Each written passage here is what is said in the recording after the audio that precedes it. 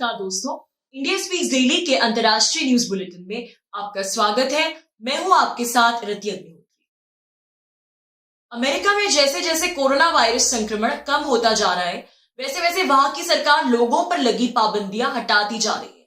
ताजा खबरों के अनुसार अब अमेरिका में जिन लोगों का कोरोना वैक्सीनेशन हो चुका है, उन्हें पब्लिक स्पेसेस में मास्क लगाने की आवश्यकता नहीं होगी और आउटडोर स्पेसेस में भी और बहुत से इंडोर स्पेसेस में भी अब ऐसे लोगों को मास्क नहीं लगाना होगा अमेरिका में जिनका वैक्सीनेशन हो चुका है। तो एक तरफ तो हम देख रहे हैं कि जहां अमेरिका की सरकार वहां के लोगों को मास्क नहीं लगाने को कह रही है, वहीं दूसरी तरफ अमेरिका के सबसे बड़े जाने माने वायरोलॉजिस्ट और अमेरिकी सरकार के स्वास्थ्य सलाहकार, वरिष्ठ स्वास्थ्य सलाहकार, इस समय पैंडेमिक सलाहकार डॉक्टर एंथनी फाउची भारत को लगातार लॉकडाउन लगाने की नसीहतें दे रहे हैं। पिछले कुछ समय से भारत का मेन स्ट्रीम मीडिया, खासकर कि अंग्रेजी मीडिया, इस प्रकार की खबरों से पटा पड़ा है कि किस प्रकार डॉक्टर एंथनी फाउची, जो कि बहुत बड़े वैज्ञानिक है अमेरिका के, वो कह रहे हैं कि भारत में जो कोरोना वायरस की भयावह स्थिति है उससे उबरने का एकमात्र उपाय है कि कुछ हफ्तों तक भारत में लगातार लॉकडाउन लगे। और ये खबरें आपको लगातार पिछले कुछ समय से देखने को मिल रही है, खासकर की लेफ्ट लिबरल मीडिया में। और ऐसा उस समय हो रहा है जब प्रधानमंत्री मोदी ने खुद ये कहा था कि इस समय भारत पूर्ण लॉकडाउन नहीं लगाना चाहता। बहरहाल भारतीय लेफ्ट लिबरल मीडिया के चहेते और भारत को नसीहत देने वाले ये डॉक्टर फाउची अब स्वयं विवादों के घेरे में। ड्रैगन की जिस वुहान लैब से कोरोना वायरस का कनेक्शन माना जाता रहा है कि किस प्रकार से कोरोना वायरस की उत्पत्ति में वहां की संदिग्ध लैब की भूमिका है, इस पूरे प्रकरण में अब डॉक्टर फाउची का नाम भी सामने आ रहा है। कुछ रिपब्लिकन्स ने अब डॉक्टर फाउची पर यह आरोप लगाया कि कोरोना वायरस की उत्पत्ति में स्वयं डॉक्टर फाउची की खुद महत्वपूर्ण भूमिका हो सकती है। यानी ड्रैगन की उस संदिग्ध लैब से जिस प्रकार से भी वायरस की शुरुआत आई होगी, उसमें कहीं ना कहीं अमेरिका का कोई कनेक्शन है, अमेरिकी सरकार का कोई कनेक्शन है और डॉक्टर फाउची का कनेक्शन है। अमेरिकी संसद में यह मुद्दा उठाया गया रिपब्लिकन सीनेटर रैंड पॉल द्वारा, और वहीं उनके और डॉक्टर फाउची के बीच खासा विवाद भी छिड़ गया। दरअसल ये अमेरिकी संसद की एक खास मीटिंग थी और इस मीटिंग को बुलाने के पीछे का उद्देश्य ये था बहुत सारे कोरोना वायरस से जुड़े मुद्दों पर विमर्श करना कि अमेरिका ने किस प्रकार से कोरोना वायरस संक्रमण को हैंडल किया, किस प्रकार से वैक्सीनेशन ड्राइव रही, क्या क्या तैयारियां रही, इन सब विभिन्न मुद्दों पर विमर्श करने का उद्देश्य था इस मीटिंग का। और इस मीटिंग का जो एक टॉपिक ये भी था, एक मुद्दा ये भी था कि इस वायरस की शुरुआत कैसे हुई। तो इसी मुद्दे पर चर्चा करते हुए रिपब्लिकन सीनेटर रैंड पॉल ने एंथनी फाउची पर यह आरोप लगाया कि उनके नेतृत्व में चीन के वुहान इंस्टीट्यूट ऑफ वायरोलॉजी को अमेरिकी सरकार की तरफ से अच्छी खासी फंडिंग मिली थी गेन ऑफ फंक्शन रिसर्च के लिए। अब इन आरोपों की गंभीरता को समझने के लिए पहले हमें यह समझना होगा कि ये गेन ऑफ फंक्शन रिसर्च आखिर है क्या।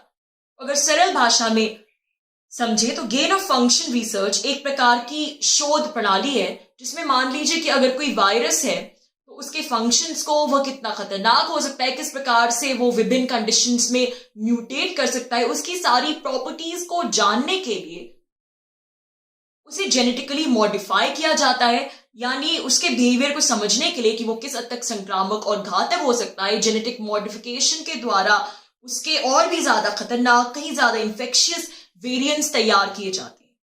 तो जाहिर सी बात है कि इस प्रकार की जो गेन ऑफ फंक्शन रिसर्च है, ये विवादों के घेरे में रही है और ये काफी कॉन्ट्रोवर्शियल शाखा है रिसर्च की। इसे संदेह की दृष्टि से देखा जाता है। और क्यों देखा जाता है? इसलिए क्योंकि इस प्रकार का कोई वेरिएंट जो इस शोध के अंतर्गत मान लीजिए डेवलप किया गया, अगर किसी प्रकार से ये लैब से एस्केप हो गया, उससे बाहर निकल गया और लोगों के बीच फैल गया, तो आप खुद ही सोच सकते हैं कि कितनी खतरनाक सिचुएशन हो सकती है। तो अगर अमेरिका में भी ओबामा शासन ने बाद में इस प्रकार की रिसर्च पर अंकुश लगा दिया। तो खैर, अब डॉक्टर फाउची पर लगे आरोपों पर वापस आते हुए सीनेटर पॉल ने डॉक्टर एंथनी फाउची पर यह आरोप लगाया कि उन्होंने वुहान इंस्टीट्यूट ऑफ वायरोलॉजी को अमेरिकी सरकार की तरफ से जो फंडिंग मिली थी वायरसेस पे शोध करने के लिए, उसमें महत्वपूर्ण भूमिका निभाई थी। और ये गेन ऑफ फंक्शन रिसर्च के लिए अमेरिकी सरकार ने वुहान इंस्टीट्यूट को फंडिंग दी थी, उस संदिग्ध लैब को फंडिंग दी थी, ड्रैगन की उस संदिग्ध लैब को, और इसमें डॉक्टर फाउची की एक महत्वपूर्ण भूमिका थी।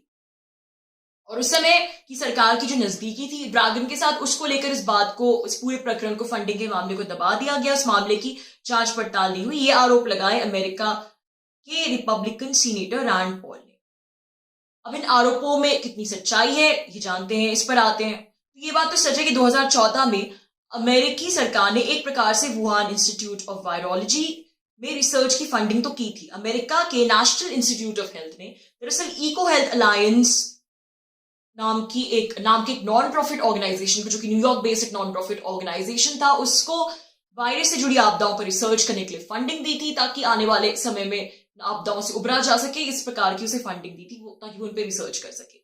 अब ये जो ग्रुप है ये उस समय वुहान इंस्टीट्यूट के साथ मिलकर बैड वायरसेस पर शोध कर रहा था, और फिर इस इको हेल्थ अलायंस ने ड्रैगन की वुहान इंस्टीट्यूट ऑफ वायरोलॉजी के साथ कोलैबोरेट किया था और अपनी फंडिंग का कुछ प्रतिशत इन्हें दे दिया था। और ये जिस फंडिंग की हम बात कर रहे हैं ये कोई छोटी मोटी फंडिंग नहीं है। इको हेल्थ अलायंस को इस रिसर्च के लिए अमेरिकी सरकार की तरफ से $3.4 मिलियन ग्रांट मिली थी, और जिसका कुछ हिस्सा उसने इस रिसर्च के लिए वुहान इंस्टीट्यूट को दे दिया था, संदिग्ध वायरोलॉजी लैब को। हालांकि इस बात को लेकर कोई प्रमाण नहीं है कि इस पैसे से, इस फंडिंग से वुहान लैब में गेन ऑफ फंक्शन रिसर्च हुई थी, यानी वायरसेस को मैनिपुलेट करके उनके खतरनाक वेरिएंट्स तैयार करने से संबंधित कोई रिसर्च हुई थी।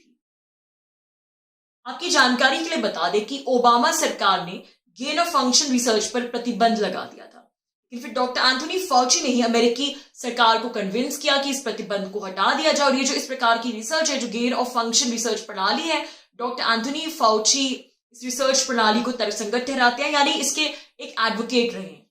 तो अमेरिकी संसद में डॉक्टर फाउची पर यह आरोप लगे तो वो बार बार यही कहते रहे कि हमने किसी भी लैब के साथ किसी वायरस पर गेन ऑफ फंक्शन रिसर्च नहीं की। आपको YouTube डिस्क्रिप्शन में एक वीडियो का लिंक भी मैं डाल दूंगी जिसमें पूरा ये अनएडिटेड जो पार्लियामेंट्री प्रोसीडिंग्स है वहां की, जिसमें ये आरोप लगा रहे डॉक्टर एंथोनी फाउची पे, ये पूरा कन्वर्सेशन है, पूरा डिबेट है इन दोनों के बीच में।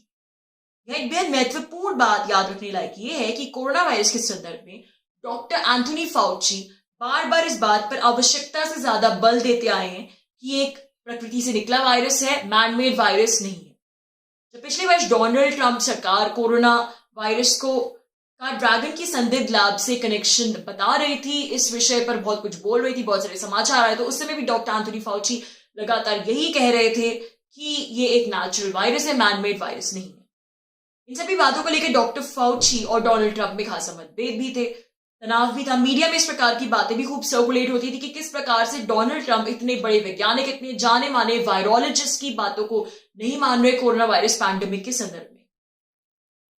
डॉक्टर फाउची एक बहुत बड़े और प्रतिष्ठित वैज्ञानिक है, इसमें कोई शक नहीं है, लेकिन भारतीय मीडिया को उनमें इतनी दिलचस्पी आखिर क्यों है? ये बहुत अजीब बात है।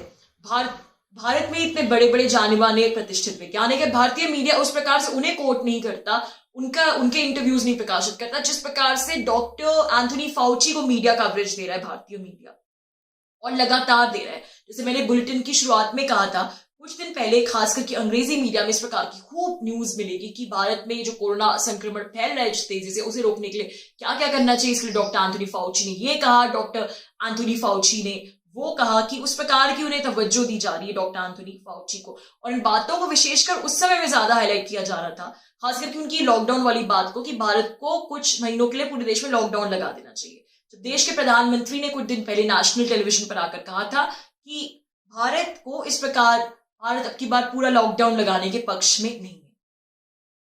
तो अभी ये जो ताजे आरोप लगे हैं डॉक्टर फाउची पर कोरोना वायरस की शुरुआत के संदर्भ में, जिनका कनेक्शन सीधा उस संदिग्ध लैब से जुड़ता है, इन्हें आखिर बाइडेन सरकार इन आरोपों की जांच पड़ताल क्यों नहीं कर रही, और उसने भला इस मामले में चुप्पी क्यों साधी हुई है, मौन क्यों धारण किया हुआ है। दोस्तों, आज के लिए बस इतना ही। बहुत जल्द आपसे फिर मुलाकात होगी कुछ नई खबरों के साथ। तब तक के लिए अनुमति दीजिए। नमस्कार।